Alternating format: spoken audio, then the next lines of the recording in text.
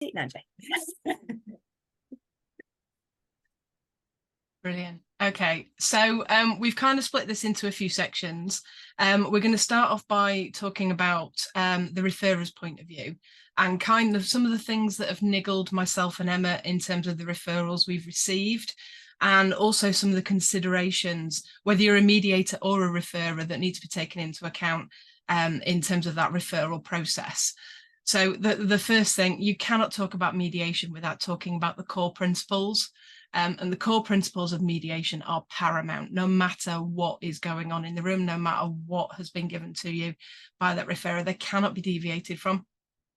And those principles, we've got them all ingrained on our brains, I think. Confidentiality. So what's said in the room stays in the room. And there are a couple of exceptions to that, but generally it's usually if there's a threat of harm to self or others, or if the parties genuinely agree to share that outside of the room. Mediation is always voluntary. That's something Emma's going to talk about a little bit later on, but there are varying scales of voluntary. I call them voluntary or voluntold. I've kind of been told I've got to turn up today, or HR have said, it's in my best interest. Emma will touch more on that. Self-determined. So whatever the mediation outcome is down to the parties, certainly in the type of mediation myself and Emma do, and also community mediation. I know that's paramount as well.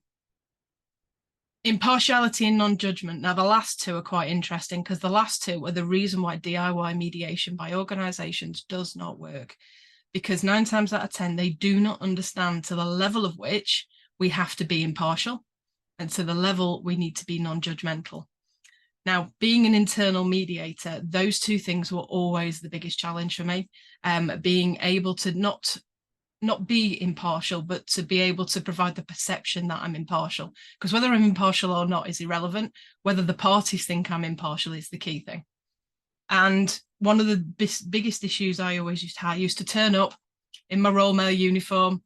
You work for Royal Mail, how can you mediate this? So I learned quite quickly not to turn up in my Royal Mail uniform to a mediation. So that impartiality and non-judgment, it's not just about whether you can be, it's whether the parties have the perception of. And that's quite often where mediations, DIY mediations within organisations fall down. DIY mediation is where an untrained person is delivering the mediation. That's the distinction for us. The non-judgment side of it is also an important bit as well. How can you mediate a case that potentially you might be investigating further down the line, or that you have already investigated? Some of the cases I've had recently have come to mediation with me, an external mediator, because the investigator has tried to do an internal mediation and wondered why it's not worked. So they're the key things for me in terms of those core principles. But that impartiality and non-judgment obviously has to flow through the whole process. It has to flow through how we manage the process, how we deal with the parties, and also how we deal with the referrers before, during, and after as well. And the key thing in terms of that impartiality and non-judgment is around how we manage that overarching process. And that's another thing that tends to get missed by a lot of the referrers I speak to. It's just a joint meeting, just jump straight into a joint meeting. The problem's not that big until you sit down in front of them, speak to party one and find out they have PTSD because of the situation between themselves and the other person. So the overarching process is always there are individual meetings and then a joint meeting. And that's the bit that quite often gets missed, because I was personally involved in a DIY mediation by a former boss who literally dragged us both into a meeting room. Right, we're going to sort this out. And there's me trying to be, how can we sort this out? How can we deal with this? How can we move forward? And the other party sat there going, yeah, whatever. And I pretty much walked away from that feeling worse than when I walked in the room. I'd have been better off not having it done. So there's always that individual meeting, which is about understanding perspectives, and then a movement into a joint session. We don't leapfrog straight into a joint session. The key thing for me as well, more often than not, mediation is asked for when it's too late, or at a point where it is so complex that actually it's a struggle to unpick, and one day isn't enough. Workplace mediation is often a day. In terms of that mediation, it's so difficult to unpick that it almost becomes impossible. And I just want to show this really, really quickly.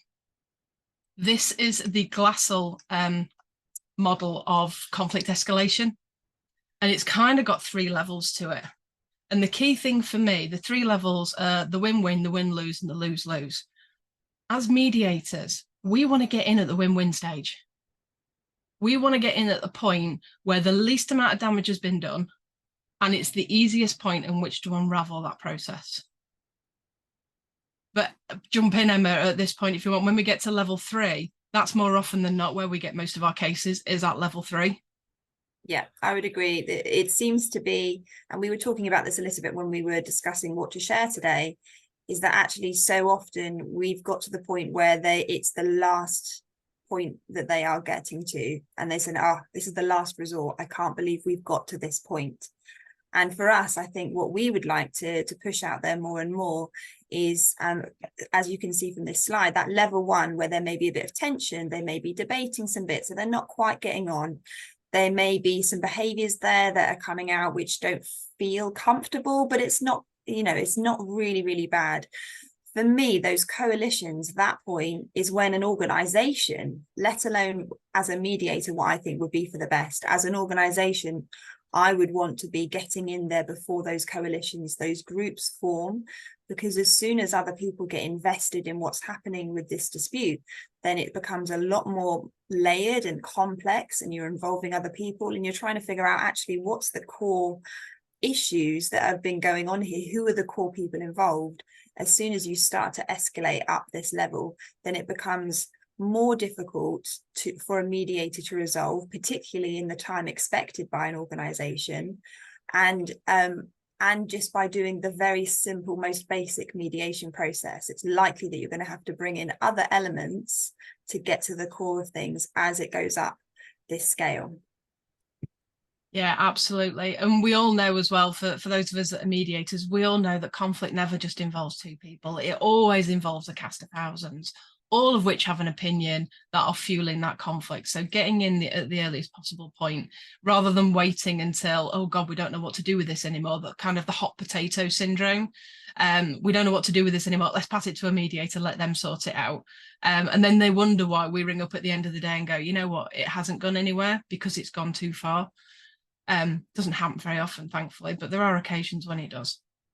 The slides will be available afterwards, by the way, if anybody wants to look at these in more detail. But the key sort of, yes, Noelle. Hi, Marie. So sorry to interrupt you, but just 2 questions. What was the name of you called it the colossal slide or something like that? What was the name of the model? I'll pop it in the chat at the end because it's a bit of a bizarre. Thank you. Thank you. And then just a other quick question. Emma, you mentioned there about you might have to bring in, I think you called it other elements to resolve, particularly when it's further up towards level 3, 7, 8, 9. I can imagine what they are, but in your opinion, what are the other elements you're talking about? Well, we'll go through quite a few of those because between the 2 of us, we've got a few different ones that we use. Thank you. Yeah, great question. Thanks, Noelle. Brilliant. Any other questions? Feel free to pop them in the chat.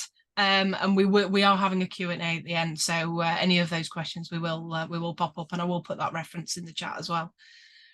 Just picking up on that, yeah, obviously the more process changes we've got to do, but also the more post-mediation support those parties need, both from us as mediators and from the organisation. And it gets so frustrating for me as a mediator when I'm ringing up at the 1 month or 3 month point. Well, we're trying our hardest, but the organisation aren't helping us. You know, they're not providing the support that we requested. So that's pretty much kind of what we wanted to talk about in terms of referrers. Some of the things we'll pop through as we go through the next section. But I hand over to Emma, who's going to talk about from the party's point of view. Thank you, Marie. So yeah, I think leading on quite nicely from that is thinking about the interaction that you have as a mediator with the referrer. That can lead on quite nicely to understanding the parties and how they are coming in to the mediation. Because I don't know about any of you who are mediators, they may have been told all sorts of reasons as to why the mediation is taking place. And for some people, they may have been told, we've had a grievance and now you're going to do mediation, or this has happened. And if you don't want to lose your job, then we'd suggest that you take part in mediation. You know, all of these comments lead to this framing of mediation being a penalty, being something that you must do because you've been a bad person, because you've not done well in your role, you know, your behavior doesn't fit our standards, therefore you're being penalized by having to do mediation. And so that conversation between the referrer and the mediator is really important to help the parties have good and reasonable expectations about what mediation is and what their role is in it. Essentially what Marie said earlier, that it's a voluntary process.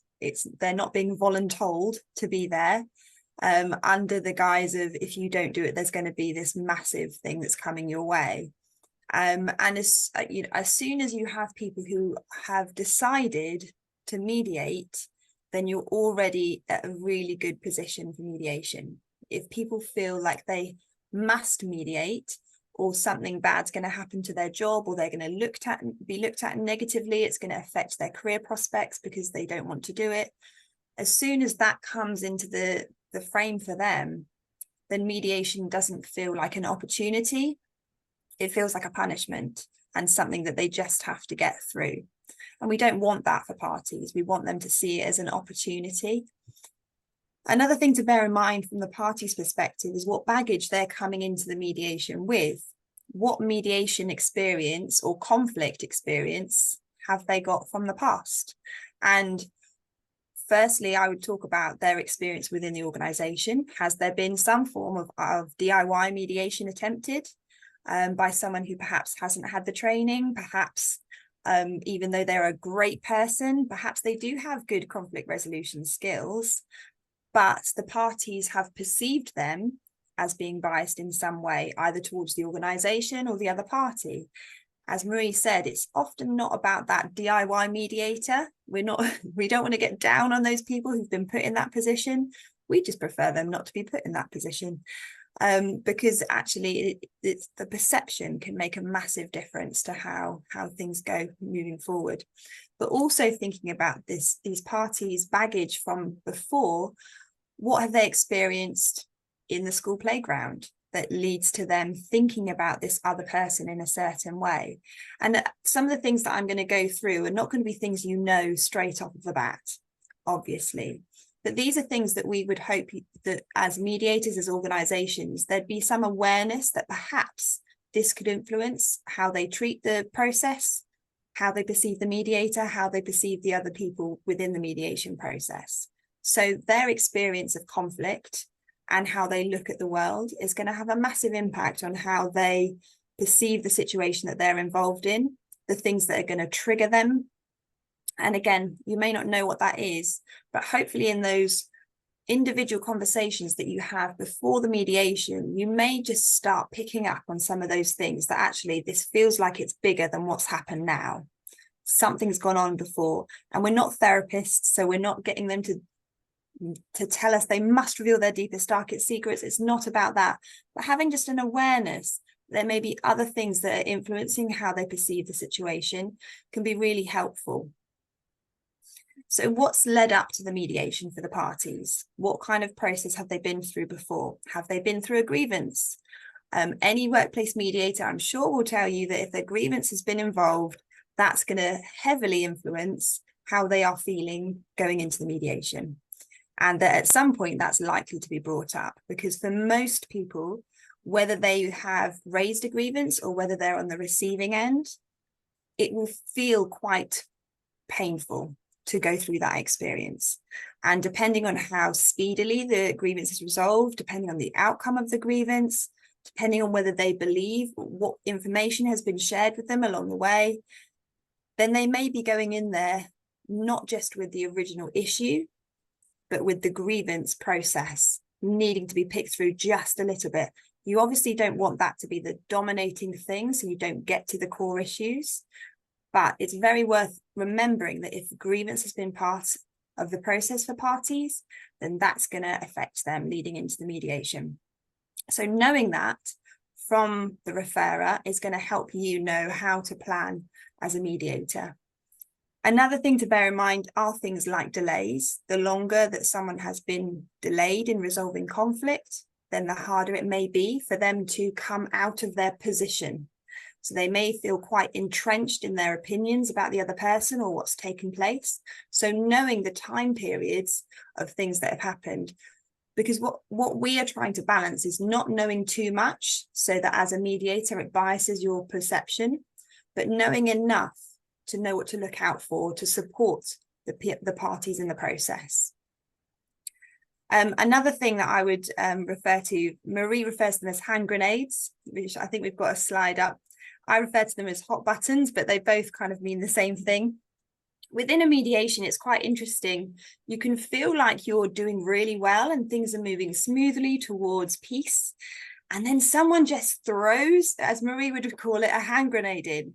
They'll just say something which may be a name towards the other person. They may call them a liar. They may call them, I think Marie had one the other day. What was that one that you were talking about? I had one party decide he was going to call the other a psychopath. Yeah. So things like that can obviously be a big distraction from what you're trying to get to. So thinking about what could be these people's hot buttons, that's how I refer to them. So thinking about you, and you'll probably be able to pick this up a little bit in those individual sessions, which is why, again, individual sessions are so vital, because you can pick up so much, not just information about what's happened, but also about the person that you're going to be supporting in the mediation as well.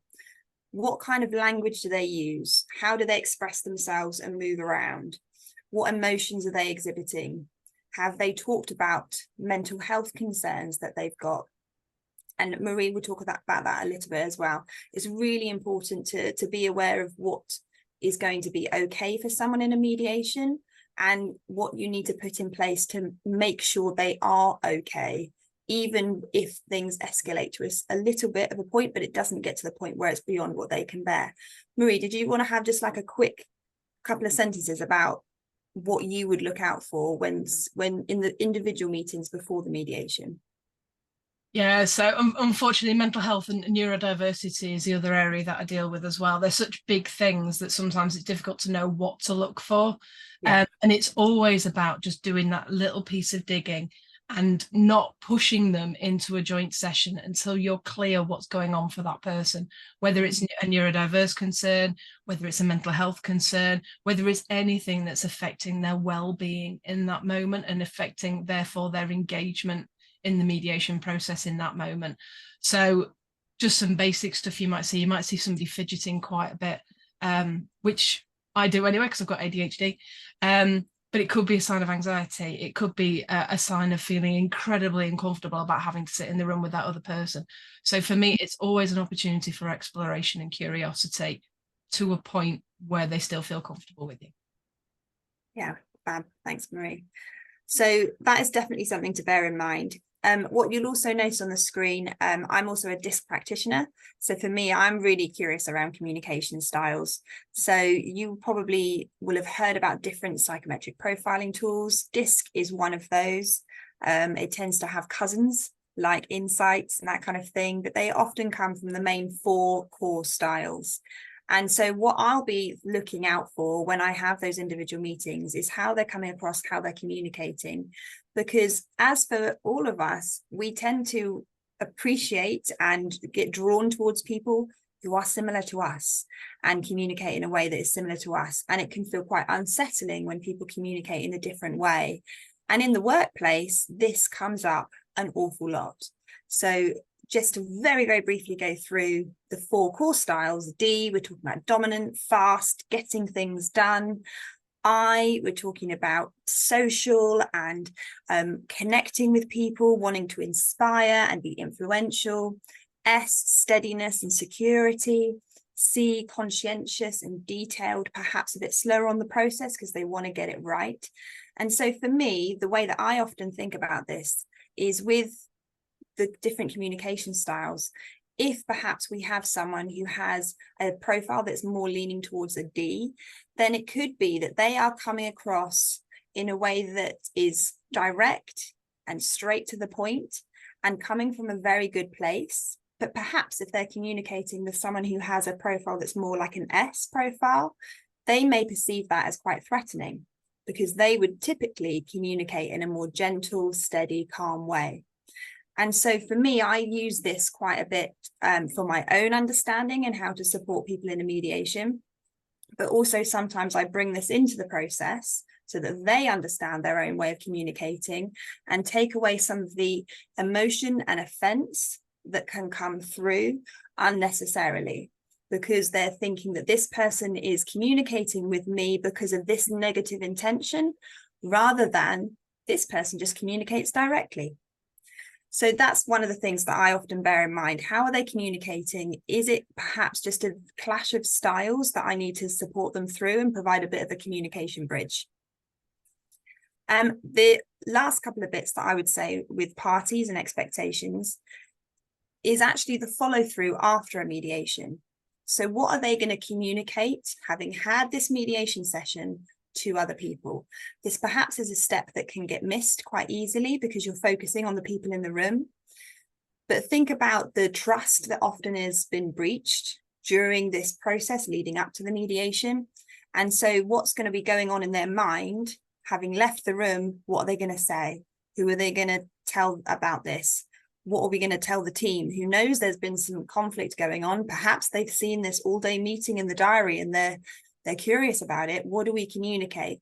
And so I think it's really helpful in the mediation before you leave to confirm what's going to be said. What's the message after we leave this room, so that people don't feel they can't say anything, but also that you can trust. It helps them build that trust between them a little bit more, because they hopefully will follow through with that message, and then they'll be able to just keep the trust building from that. And also, what is their role in this conflict resolution scenario post mediation session? Because often you're going to find some bumps come along the way. Trust is not rebuilt in one day. It often requires consistent and persistent behaviors that demonstrate that I'm going to be worthy of your trust again. And so that takes time. And so what happens if they suddenly see the other person do something? It's likely that that thought that they have had about this other person is going to come back and believe it's coming from a negative place again. So having a clause in there discussing what happens if, how are we going to make sure that we don't revert back to our old behaviors and old thoughts? What are we going to do instead to keep progress moving in a positive direction? Okay, I'm going to hand back over to Marie to talk about us mediators. So I have a lovely little phrase that gets wheeled out pretty much in every single mediation and mediation training course, that as mediators, we are the guardians of the process. Okay, so we cannot be told by an organisation how we're going to manage a process. We cannot be told by a party. All we can do is make sure we're flexible and match the process to the people. And that is our job. Okay, so we are the guardians of the process. We are also the expert. We're not the expert in that particular conflict, but we are an expert in the skills. We're an expert in how to use the process to help people in the best possible way. So that's what I mean in terms of being the guardians of the process. And I just want to go back to what I said at the beginning in terms of impartiality and non-judgment, because as a mediator, that is probably one of the most difficult things to learn as a new mediator, is what actually impartiality looks like. What exactly does that non-judgment look like, depending on what's actually going on in that situation.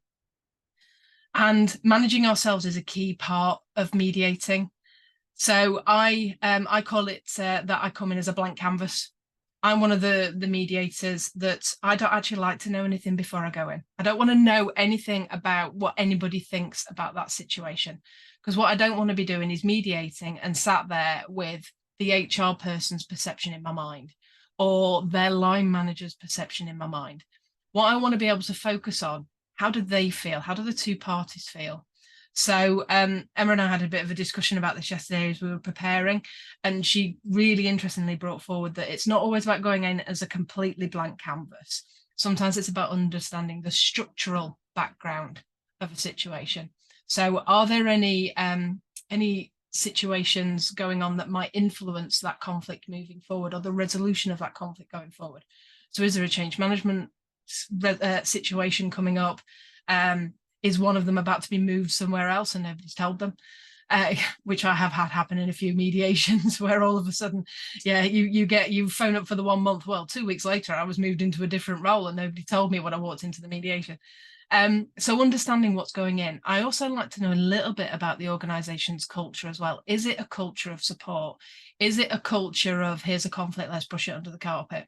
So what actually are they walking back into? Because that can sit in the back of my mind then when I'm helping them towards writing an agreement, their agreement, so that they can make sure that they build in that support, knowing that they might not get it necessarily from the organization.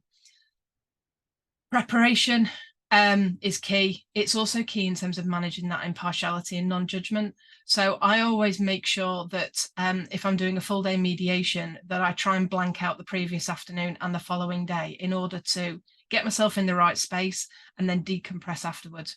And nobody ring me the day after a mediation because I can't speak or listen. So very, very difficult to hold a conversation the day after a mediation, especially a really tough one like the ones myself and Emma get. So I also make sure that, and this is going to sound a little bit woo, apologies for anybody that doesn't do woo, just before parties come into the room, I do some meditation. And all that literally is just trying to clear my mind of everything that's in it at that moment in time. It's getting myself into a place, right, my energy is focused here. I'm focused on what these two people want. This is the steps that we're going to go through. This is how the process is potentially going to look. What might go well, what might go wrong. And I'm having that anywhere between 5 minutes and half an hour before the mediation starts, just getting myself into that mediation zone, firmly putting that mediation hat on and making sure that I'm definitely in that impartiality and non-judgment place. What happens though in a mediation? What kind of challenges might we see? So from referrers, it's easy, you only need a couple of hours. We've got 10 people that need to go through mediation. You can have them all in a room together, can't you? There's probably two of the main ones that I have, and I know Emma's going to touch on the multi-party mediation in particular in her section in a second. But it's really frustrating when you're told that 10 people need to be in a room and you have to fire back, well, actually, is there one relationship that is more difficult than all the others? Let's focus on that one first and then maybe get all the 10 people in the room. So some of the challenges pre-mediation are those kind of things, and also referrers not doing due diligence as well. So I've had a mediation recently where there were some steps that had to be done by HR before these people came into a mediation, or the mediation couldn't go ahead. Promised it would happen, promised by all parties, you know, that will be done before they walk in the room. Parties walked in the room, hadn't been done. So we ended up in a position halfway through that mediation where I actually had to stop the process because it wasn't psychologically safe. So there is an onus on referrers as well to make sure if they're going to do something that you hold them to account, make sure they do it. I'm not going to touch too much on hand grenades because I know Emma's already talked about those. I probably shouldn't call them hand grenades, but they are those things that do get lobbed in to try and change the direction of a mediation, but also more often than not because parties are not quite ready to move on. That's generally where I find some of those things. So they come through in behaviours, emotions. The big one that gets thrown in is you're a bully. I hear that all the time in a mediation setting. And again, it's just about approaching with curiosity, and it's about digging underneath, working out what behaviours sit behind that, what impact it has, and what you'd like that person to do differently. They're kind of my three key questions. Other challenges, I always expect the unexpected in a mediation setting. I've gone running across car parks after people who've stormed out of mediations.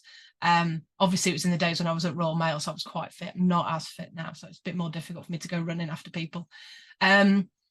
One of the things that I find really important, if I'm doing it in person, I always make sure there's an extra room for people to be able to go to if they need to take some time out. If it's an online mediation, I have breakout rooms set up right at the beginning. So if somebody's wavering, oh, I'm going to run off, straight in a breakout room, I'll come and have a chat with you. So there's sort of a couple of things that I do, but always have a contingency plan. What could go wrong and what can you do to mitigate it? So in the online world, it was always the fear that the internet would go down.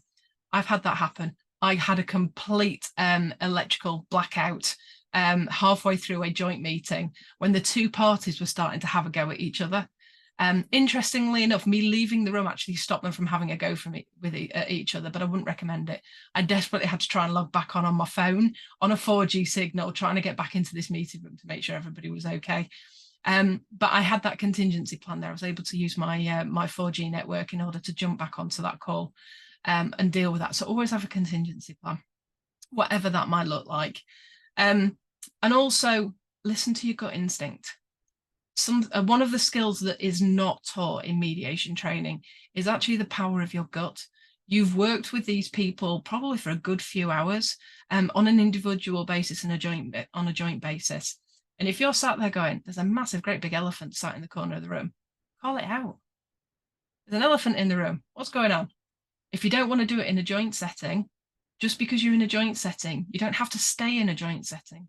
You can break back off into individual settings. So the number of certainly inexperienced mediators, I think, once we're in a joint setting, we have to stay here to the death. And actually you don't, because breaking out into those individual settings is often the thing that breaks some of that unexpected stuff or those impasses that come up. Anything you want to add to that list of contingency plans, Emma? Yeah, I'd say have a few different things up your sleeve. There may be that you are a good storyteller. And if you are, then have a couple of stories that don't break people's confidences, but perhaps revert back, that may be something that helps them come away from where they are and being stuck in this room, and just kind of expand their mind a little bit more and thinking about, if I was someone else looking in on this situation, what would I think? I also have a number of different quotes that I love that can be quite helpful at thinking about conflict in different ways, thinking about how we perceive situations in different ways. So for me, you know, we're talking about expectations today, and one of my favorite quotes is basically about the root of all conflict is violated expectations. And that's often one that I'll bring out at a mediation and just write on the board or just say it, and give a little time for people to think about it and think about, actually, what was I expecting from the other person? What didn't happen? Perhaps this is why I'm feeling as heightened as I am. And it's not taking away from the fact that they can feel that way. That's okay. But them coming to a realization of, this could be influencing why I'm responding this way. Great stuff there. The last thing I want to sort of talk about at this point is actually when to stop in a mediation, because Emma and I have both had mediations where you get to a point and we're never going to get anywhere. So there's two things that attach this. First of all, understanding what success means in mediation. And it's different for every single case. A lot of people think mediation is about reaching an agreement, and actually it isn't. It's about the parties achieving closure, whatever that looks like for them. It's a self-determined process for a reason. And I teach mediation training, and I know a lot of other people who teach mediation training, and the influence, the thing that we really focus on is getting to an agreement. And what gets lost is people might reach an agreement, but they don't necessarily have the closure. So for me, it's about understanding what success is. Is that the point at which you stop? Is that success ever going to be achieved? Is it going to do more damage to continue? So understanding, and gut instinct plays a lot as well, which is really unhelpful for anybody who's a new mediator. How do you know when to stop? Well, it's gut instinct. You'll know kind of what's going on in the room at that situation. What I would also suggest as well, in terms of expectations of the parties, don't ask them both in the room, do you want to continue? You might ask it once, but don't continue to ask, because what happens, pride stops them from saying, actually, I'm done, I've had enough. So this is where I say, just because you're in a joint setting doesn't mean you've got to stay in a joint setting. It's okay to go and have a conversation on a one-to-one basis, either to check in, understand where an impasse might have come from, or to have that discussion about, do you want to continue? Pass over to you now. I'm going to talk about those alternatives. Fabulous. Yeah, so I think we get taught often, and I think one of the things to bear in mind with this as well is that everyone will have gone through a slightly different training process, which tells them this is the structure, this is the process for a mediation. And of course, we also are aware that mediation is supposed to be flexible, but we do tend to stick with what we know. So it's helpful to bear in mind when we need to actually really be flexible with how we're going to handle the process. you can be very clear on the principles of mediation, but flexible around how you lead people through the process. So as long as you're sticking to the principles and how you're managing the process, then you can be flexible in terms of, does it need to be a day or does it need to be 2 days? Do you need to go overtime to make sure that people get what they need? If someone says a few hours and you're not sure about it, then don't go with that. Stick with what your gut is telling you, what your experience is telling you.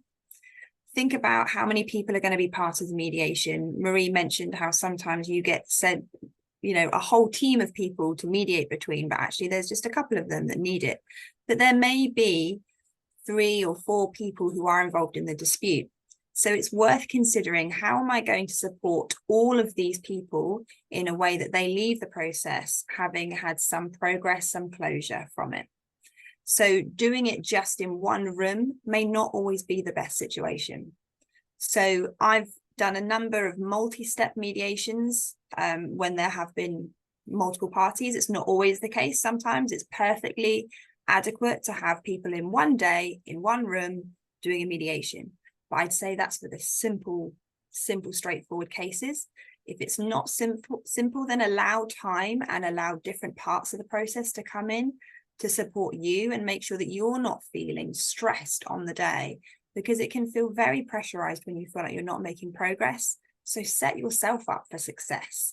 I would say that's a big one here, is to remember to set yourself up for success. So that could be in terms of multiple mediations between different people. Particularly, I would say, and I've talked to a couple of different mediators about this, if there are 3 parties to a mediation, then what is the dynamic between those 3? Is it that all 3 of them are struggling working together, or is it 2 against 1? If it's going to be a 2 against 1, then that I would suggest, needs to be handled separately so that everyone in the room feels psychologically safe. If it is just 3 people who need to work well together, then that changes the dynamic and changes your approach.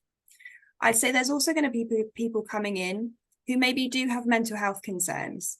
And Marie and I are both very adamant on this. If someone has a mental health concern, then I would always add in a conflict coaching session for them, at least one, to make sure that they feel prepared and ready, and that they know how to manage their own well-being during the session when they're confronted with another person. What I also do, because again, bearing in mind those principles of mediation, that I need to be impartial. So if only one person requires extra coaching sessions, then I will outsource this, and I do outsource this to other conflict coaches that I know, to make sure that when I'm in the mediation, they've had a similar amount of time with me and they don't feel like one person's had more than the other. What were you going to say, Noelle?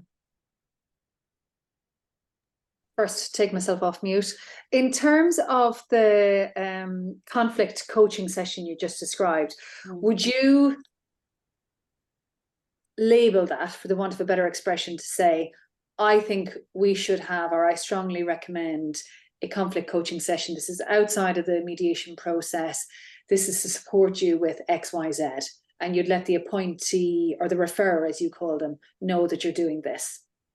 So yes, I would, let's take it step by step. So yes, I would let the referrer know that I think that's part of the process.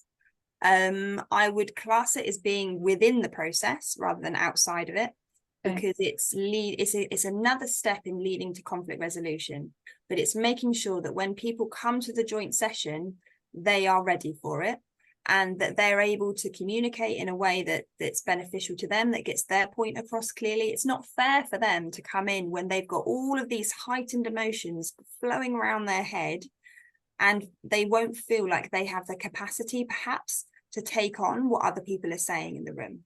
Yeah. So adding in those extra steps can really just make sure that everyone there feels like they've come to the table with an equal opportunity to be heard and be able to communicate clearly. Yeah. And so I would add in those conflict coaching sessions then, and yes, I would definitely let the organisation know that that's what's happening. And particularly if I'm bringing in a third party, then I would say, then I'm also bringing in a third party to do this, to again reiterate that impartiality aspect. And it's unlikely that I would tell the other party that that's what's going on as well, as it's none of their business. Yeah. Okay. Thank Yeah. you. That's right.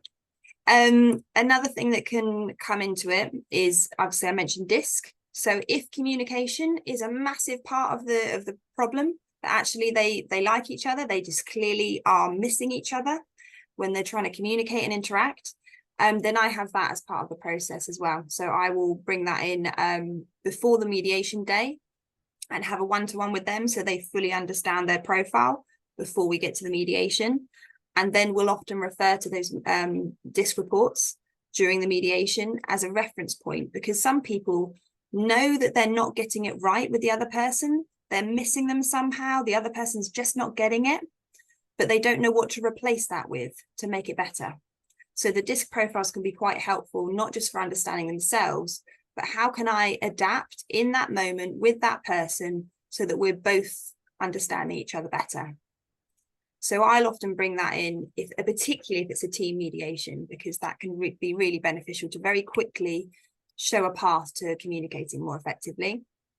And then also there's a couple of other things that you can bring in, like training with the organisation, whether that is before or after, to follow up with issues that have come up. Marie, did you want to put up that final slide? Because each of us have different bits of training that we tend to focus on with organisations. So again, the conflict coaching is really important, and that both of us offer that as part of the process if need be. I do executive coaching for leaders to help them feel more empowered, because often you will find that where there is conflict, there is also leaders in the organisation that feel like they do not feel empowered or equipped to handle these situations. So I think bearing that in mind as an overall approach can be really helpful. Marie also does trauma-informed coaching. So it's all about calming the mind. That's the process for Marie, is making sure that people feel as calm as possible. DISC profiles and workshops. Marie does neutral evaluations. Marie, I'll come back to you in a second so that you can explain what that is. Training that I often do, again, we tend to flow towards things that we really care about. For me, clear communication through assertiveness, I think, is really impactful. And when you feel like you can communicate clearly, you're less likely to resort to passive aggressive behaviors, you're less likely to resort to aggressive behaviors and aggressive communication. So I also do leadership skills, conflict resolution skills, and of course extending the process. And I have a number of e-learning courses, because I think it's really helpful for people to be able to be trained in a group, but also do stuff independently if that's how they like to work. Marie, did you want to explain a little bit about the neutral evaluations and the types of training that you offer? Yeah, so neutral evaluations I tend to use in two different directions. One, if I've done a two-party mediation and there's clear there's wider issues, wider cultural issues that need looking at, or where I've been asked to do a team facilitation, and when I've looked at it, there are no clear relationships. It's just generally a bit of a rubbish situation, but actually nobody really knows what the problem is. So what a neutral evaluation is, it's like an investigation, but it doesn't investigate people, it investigates situations, and it also includes a bit of a culture audit as well. So what's working well, what's not working so well, what needs to change, and what that looks like, and my key questions. And off the back of that, there's a thematic report with recommendations, more often than not, that include training, mediation, team facilitation, all those kind of things as well. But the organisation then understands what's actually going on rather than assuming what's going on. I can see your hand up, Martin. Let me just quickly go through the training, then I'll come to you if that's okay. So just in terms of the training, I lean towards the mental health side of it. So I am a mental health first aid instructor. So I teach the official mental health first aid course and the refresher course. But I also have my own courses for mental health for managers, to help managers better deal with the mental health concerns that are within their teams. A psychological safety course called Thriving Together, that's about building psychological safety within organisations. And I do conflict resolution skills as well as the extended process as well. And our contact details are at the bottom there as well. What was your question, Martin? Thanks. That's really interesting. That aspect of your work, is that in relation to mediation, is that like a preemptive strike, or is it in relation to being called about a particular, or is it in relation to being called about a particular kind of conflict resolution or mediation call from an organisation? Do you see what I mean? Yeah, so I've had a few people that now they know I offer it have been proactive and go, you know, we know something's going on, but we don't really know what. Can you come in and do this piece of work? But more often than not, it's coming off the back of an inquiry related to conflict resolution. And when I'm sat looking through sort of the brief details I've got, I'm sat there looking at it with the experience I've got as well, looking at it and going, this isn't a mediation. I'm not actually sure what's going on, and the organisation is not filling me with confidence that they know what's going on. So that's normally the point I'll go, actually, have you thought about this instead? And I usually offer discounts. If I've had a neutral evaluation, they get a pretty hefty discount then off any of the recommendations. But it gives them an opportunity to understand what's really going on, rather than, oh, we've got this problem and we don't know what to do with it. And have you got any kind of idea that this may have actually stopped some conflict or mediation? I mean, you'll never know because it's never been presented to you, but do you think it's mitigated? It's interesting because I did a neutral evaluation for a client last year and they've asked me to come back this year. I've literally just finished it to review basically the difference between the two reports. They've had a massive improvement off the back of my recommendations, to the point where their engagement scores, their average engagement score last year was 47. It's now 89. Their engagement index. So it does see off a lot of issues. Yeah. Thanks. Yeah. And I think so many people are used to hearing grievances, disciplinary procedures, and investigations.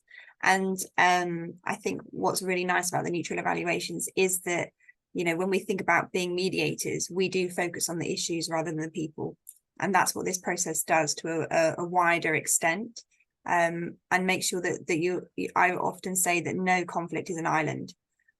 It's rare to find that there are other factors, you know, not involved. There are often other people, there's often history. And this is why when we were talking about what information to get from a referrer, I love to understand the changes that may have taken place beforehand, because so often that has led to, even if it's just a feeling of being unsettled, that can lead to people being less likely to trust other people, feeling very concerned about their job security. If their manager has changed, one person's approach was different to another, and that can feel very unsettling. And so I think understanding the wider company changes, the wider company issues can, as Marie said, fend off those smaller pockets of conflict. Yeah. Do you want to do as a summary then, Emma, and then we can do a Q&A? Yeah, so I think just as a summary, you know, as I mentioned in one of the bits before, that everyone will have done perhaps a different training course. Even on this call, we may have been to different training providers to become a mediator.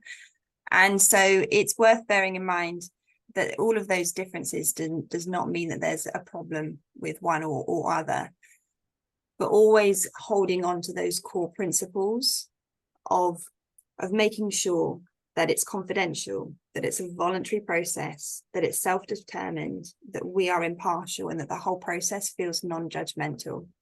If you can hold on to those core principles, then it offers you so much more flexibility to then look at the situation for what it is and determine then, as a mediator, what you want to do to make sure that the parties get the support that they need, so that they're able to get closure and progress through your services. So I would say that if you are a mediator, then it's worth talking to other mediators, as within this call, to hear what other mediators do and their different approaches. I know that I have a massive toolkit that I use, not just because of my training or the mediations that I've done personally, but from speaking with other mediators, and all of us sharing our experiences and our knowledge and the different techniques that we've used along the way to support people. So one of the things that Marie and I, as I mentioned, are part of is Bloom Mediator Mentoring, and we have a discussion group that takes place once a month that's free. But we also offer mentoring services which have been taken up by other mediators. so that we can support people with debriefing after a particularly tricky mediation, or if someone is a new mediator, supporting them through their first mediation case without being the visible mediator to any of the parties or the organisation, so that they feel empowered to do it, and they don't feel like they're being shown to have their hand held along the way.